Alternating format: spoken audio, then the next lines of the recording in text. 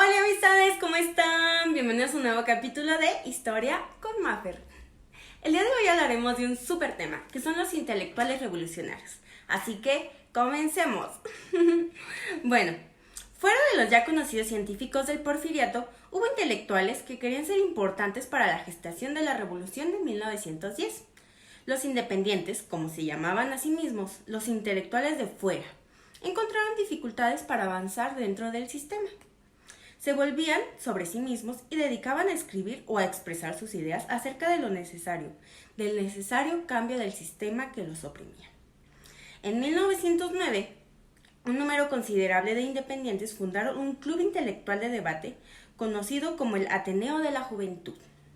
En 1911 hubo muchos intelectuales que se convirtieron en dirigentes y en consejeros. Por supuesto que hubo una minoría de científicos que realizaban una autocrítica al régimen de Díaz. Dentro del gobierno ya había cierta oposición al régimen de Díaz. Probablemente la entrevista Díaz-Creelman fue un intento de calmar aquella oposición. Ya en el periodo de 1909-1910 había ambivalencias entre la burguesía y los intelectuales de clase alta. Madero pertenecía a la clase alta. Su familia era de las más ricas del país, con posesiones mineras, haciendas de algodón, guayule, ganaderas, curtidor, fábricas textiles, entre muchos otros recursos. Esta fue la breve introducción para ahora adentrarnos en Madero. Su familia tenía influencia política como su padre, Horacio Madero, que gobernó Coahuila, además que ya en 1909 todavía le escribía cartas a Díaz, diciéndole amigo. Madero en una carta a Díaz lo comparó con Pedro II, emperador de Brasil, por su extendido tiempo de gobierno. Madero se educó en diferentes instituciones prestigiosas fuera del país. La familia Madero enfrentaba una posible bancarrota en la crisis de 1906 a 1908. Madero era ya conocido como aquel espiritista que consultaba la tabla Ouija, ¿a que eso no se la sabían? Para tomar decisiones importantes, así como tener reuniones con diferentes espiritistas. En cuanto a la ciencia médica, Madero creía en la homeopatía. En el ámbito político, creía en la democracia y el progreso de la libre empresa. Madero fue definitivamente un intelectual de dentro, que quiere decir que era un intelectual de clase alta, proveniente de una familia oligárquica del norte de México, que en general se mantuvo indiferente a los problemas de masas mexicanas. Económica y personalmente tenía buenas relaciones con el régimen de Díaz. Pasamos ahora con Camilo Arriaga. La familia Arriaga había hecho una fortuna principalmente en la de plata. Las minas de Arriaga se extendían a otros estados del norte y por el sur hasta Morelos. Los intereses económicos de la familia incluían un buen número de propiedades rurales y urbanas, algunas de ellas cultivadas o rentadas y otras dedicadas al comercio.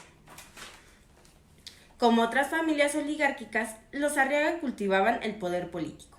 El padre de Camilo, Benigno, era sobrino de Ponciano Arriaga, 2 veces senador asistente de Benito Juárez, y delegado con mentalidad reformista a la Convención de 1857. Durante la revuelta del general Porfirio Díaz en 1876, ante los intentos de reelección de Lerdo de Tejada, Benigno y otros liberales dieron su apoyo a Díaz. Díaz mostró su gratitud compensando a la familia Arriaga con cargos gubernamentales. Camilo Arriaga fue impulsado por su familia para sus anhelos intelectuales. A diferencia de Madero y Arriaga estaban los intelectuales de clase baja. Antonio Díaz Soto y Gamas era uno de los 16 hijos del abogado liberal provinciano Conrado Díaz Soto y de su esposa Concepción Gama, de San Luis Potosí. La familia residía en un modesto hogar de clase media. Antonio estuvo influido no solo por las ideas liberales del siglo XIX. También le inspiraron las obras de la Revolución Francesa y las obras de los anarquistas y socialistas. Las protestas estudiantiles antirreeleccionistas ya se veían dando desde fines del siglo XIX. Tanto Madero como Carranza llevaron sus movimientos un gran número de jóvenes abogados. La participación de los abogados fue muy importante para la revolución como para los contrarrevolucionarios. Díaz Soto y Gama simbolizaba el poder de debate de los jóvenes abogados más radicales, cuando arrastró a la Convención de Aguascalientes de 1914 al caos, al arrugar la bandera mexicana en su puño y asegurar que simbolizaba la mentira de la historia, ya que nuestra independencia no fue una independencia para la raza nativa, sino solamente para los criollos. Un sensacional reto que hizo esgrimir las pistolas ante su pecho. Claro. Los abogados fueron muy importantes para su contribución a la ideología de la reforma agraria. Otros personajes importantes fueron los críticos de latifundios y arrebato de tierra de Huistamo, Luis Orozco y Andrés Molina Enríquez. Orozco prefirió llevar su protesta a los tribunales. Allí expuso el despojo de las tierras a los indios Moctezuma en fértiles regiones de la Huasteca Potosina, por monopolista, hacendados, acaparadores de tierras tales como los Barragán, los Espinosa y Cuevas. Así, San Luis Potosí fue la tierra donde se gestaron las protestas precursoras que iban desde la revolución violenta hasta la protesta legal y pacífica. Ahora pasamos con Juan Saravia, el cual no pudo terminar sus estudios como Soto y Gama. Desde muy joven aprendió los rudimentos de la impresión. Trabajó en diferentes lugares, muchos de ellos siendo explotado, lo que le generó un resentimiento a los patrones y una sensibilidad a la clase baja.